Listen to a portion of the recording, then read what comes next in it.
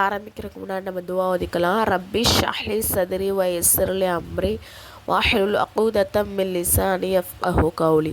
ரப்பி ஸித்னி இல்மா ரப்பி ஸித்னி இல்மா ரப்பி ஸித்னி இல்மா. பிறரை வழி அனுப்பும்போது ஓதும் துவா. அதாவது அப்துல்லா இப்னு உமர் அவங்க என்ன பண்ணுவாங்கன்னா, யாராச்சும் பயணம் போகிறாங்க அப்படின்னு சொன்னால் அவங்க பக்கத்தில் போய் நின்று ரசுல்லா பண்ண மாதிரியே நானும் உங்களை வழி அனுப்புகிறேன் அப்படின்னு சொல்லிட்டு, அதாவது ரசுல்லா சொல்லி கொடுத்த துவாவை வந்து ஓதக்கூடியவங்களாக இருந்திருக்காங்க. என்ன துவா அப்படின்னு சொன்னால், அத்தௌதியுல்லாஹ தீனக வ அமானத்தக வ ஹவாத்திம அமலிக்க. நான் உன்னுடைய தீனையும் உனது அமானத்தையும் உன்னுடைய காரியத்தின் முடிவையும் அல்லாஹின் பொறுப்பிலே ஒப்படைக்கிறேன் அப்படின்னு சொல்லிட்டு மற்றவங்க பயணம் புறப்படும் போது நம்ம இந்த துவாவை ஓதணும். சகல தீங்கிலிருந்து பாதுகாக்கும் துவா.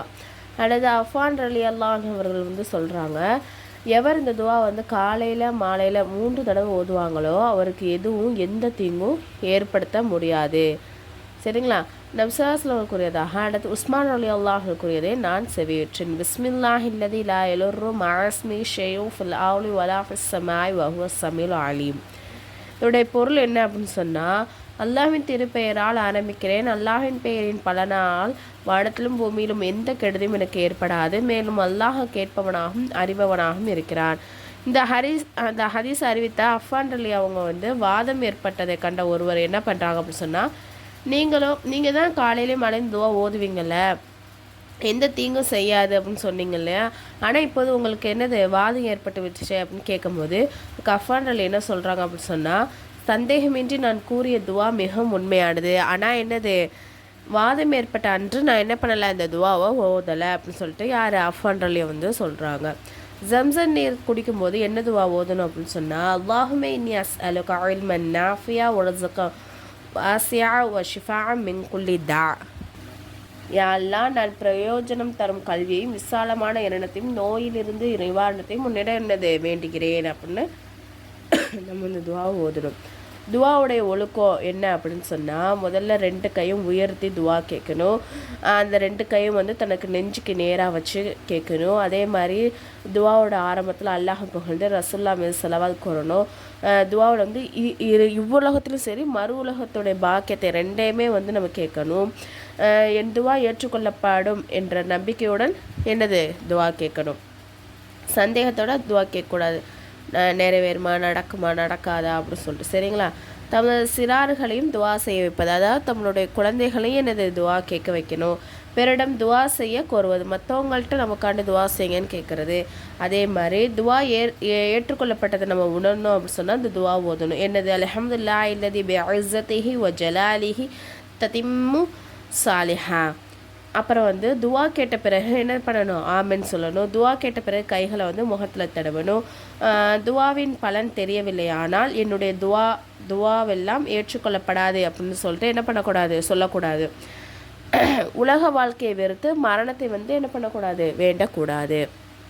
அதாவது நம்மளுடைய துவா வந்து ஏற்றுக்கொள்ளப்படலை அப்படின்னு சொன்னால் நம்ம வந்து என்ன பண்ணிடக்கூடாதுன்னா, என்னுடைய துவாலாம் அல்லாஹ் நடக்காது, அல்லாஹ் வந்து நிறைவேற்ற தர மாட்டான்லாம் சொல்லக்கூடாது.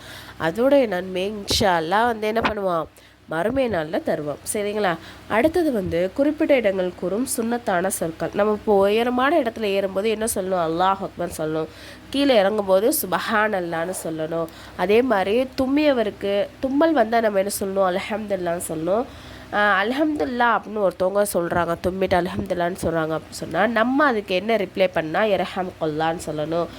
இப்போ வந்து எந்த செயலை வந்து செய்ய நாடினாலும் என்ன பண்ணணும், இன்ஷா அல்லாஹ் அப்படின்னு சொல்லணும்.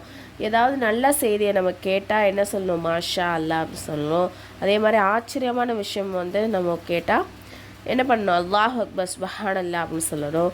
துன்பமான செய்தி கேள்விப்பட்டால் இன்னா லில்லாஹி வ இன்னா இலைஹி ராஜிஊன். கோபம் வரும்போது அஊது பில்லாஹி மினஷ் ஷைத்வானிர் ரஜீம் அப்படின்னு சொல்லிட்டு துவா வந்து நம்ம ஓதணும். அடுத்தது வந்து இஸ்திஹாரா துவா. அல்லது ஜாபிர் ரலியல்லாஹு அன்ஹு அவர்கள் நபி ஸல்லல்லாஹு அலைஹி வஸல்லம் அவர்கள் எங்களுக்கு எவ்வாறு குர்ஆனை கற்பித்தார்களோ அவ்வாறே இஸ்திஹாரா துவாவையும் கற்பித்தார்கள். அப்படி ஏதாவது முக்கிய வேலை இருந்தால் இஸ்திஹாரா நியத்துடன் 2 ரக்காத் நஃபில் தொழுதுவிட்டு இந்த துவாவை ஓதவும் என நபி ஸல்லல்லாஹு அலைஹி வஸல்லம் வந்து சொல்லியிருக்காங்க. சரிங்களா? இஸ்திஹாரா துவா அப்படின்னா என்ன அப்படின்னு சொன்னால், இப்போ நம்ம ஒரு செயலை செய்கிறதுக்கு வந்து நமக்கு ஒரு குழப்பமாக இருக்குது, செய்வோமா வேணாமா, செஞ்சால் நல்லதா கேட்டால் இந்த மாதிரி நம்மளுக்கு குழப்பமாக இருக்கும் போது நம்ம என்ன பண்ணால் 2 ரக்காயத் நஃபிலை தொழுதுட்டு மன திருப்தியோட, அதாவது முழு மனத்தோடு நம்ம அந்த துவா ஓதணும். சரிங்களா? துவா ஓதிட்டு அதுக்கப்புறம் நம்மளுடைய எண்ணத்தில் எது உறுதியாக நம்மளுக்கு தோணுதோ அந்த செயல்படி நம்ம வந்து செயல்பட்டுக்கலாம். சரிங்களா? என்ன துவா அப்படின்னு சொன்னேன், அல்லாஹும்ம இன்னி அஸ்தகிருக்க பிஇல்மிக வ அஸ்தக்திருக்க பிகுத்ரதிக வ அஸ்அலுக மின் ஃபضلிகல் அலீமி فإنك تقدير ولا أقدر وتعلم ولا أعلم وأنت علام الغيوب اللهم إن كنت تعلم أن هذا الأمر خير لي في ديني ومعايشي وعاقبة أمري فاقدره لي ويسره لي ثم بارك لي فيه وإن كنت تعلم أن هذا الأمر شر لي في ديني ومعايشي وعاقبة أمري فاصرفه عني واصرفني عنه واقدر لي الخير حيث كان ثم أغنني به. இதோடைய பொருள் என்ன அப்படின்னு சொன்னால், யா அல்லாஹ், உன் ஞானத்தை கொண்டு உன்னிடம் எனது ஆலோசனை கோருகிறேன். மேலும் உன் வல்லமை கொண்டு உன்னிடம் சக்தியை வேண்டுகிறேன். இன்னும் உன் மகத்தான பாக்கியத்தை வேண்டுகிறேன். நிச்சயமாக நீயே அறிவாய், எனக்கு ஒன்றும் தெரியாது. நீயே மறைவான விஷயங்கள் அனைத்தையும் நன்கு அறிந்தவன். யாரெல்லாம் நிச்சயமாக இந்த காரியம் என்னுடைய தீனிலும் வாழ்க்கையிலும் மறுமையிலும் நல்லது என்றிருந்தால் அதற்குரிய ஆற்றலை எனக்கு தா. மேலும் அதில் ஏசையும் பரக்கத்தையும் எனக்கு தா.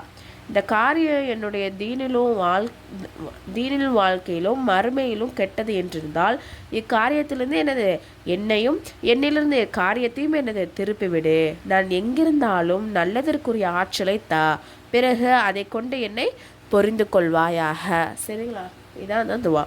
அதுக்கப்புறம் இந்த துவாவில் வந்து எங்களுக்குள்ள வந்து பார்த்திங்களா, ஹாதல் அம்ரா, இந்த வார்த்தையை வந்து ஓதும்போது தனது நோக்கத்தையும் நாட்டத்தையும் என்ன பண்ணணும், நினைவில் வச்சுக்கணும் அப்படின்னு சொல்கிறாங்க. இந்த வார்த்தை சொல்லும் போது நம்ம எதைக்காண்டி, எந்த விஷயத்துக்காண்டி நம்ம அந்த தொழுது துவா செய்கிறோமோ அந்த விஷயத்த, நல்ல விஷயத்த வந்து அந்த இடத்துல வந்து நினச்சிக்கணும் அப்படின்னு சொல்கிறாங்க.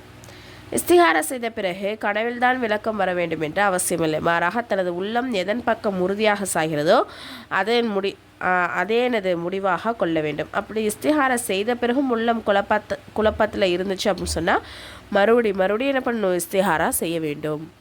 ட்ரீம் முஅல்லமா கோர்ஸ், இதில் வந்து ஜாயின் பண்ணுற விருப்பம் உள்ள ஒன்லி லேடிஸ் மட்டும் கீழே வந்து டெலகிராம் லிங்க் வந்து கொடுத்துருக்கேன். அந்த குரூப்பில் வந்து ஜாயின் பண்ணிக்கோங்க. அதில் வந்து மற்ற டீட்டெயில்ஸ்லாம் இருக்குது.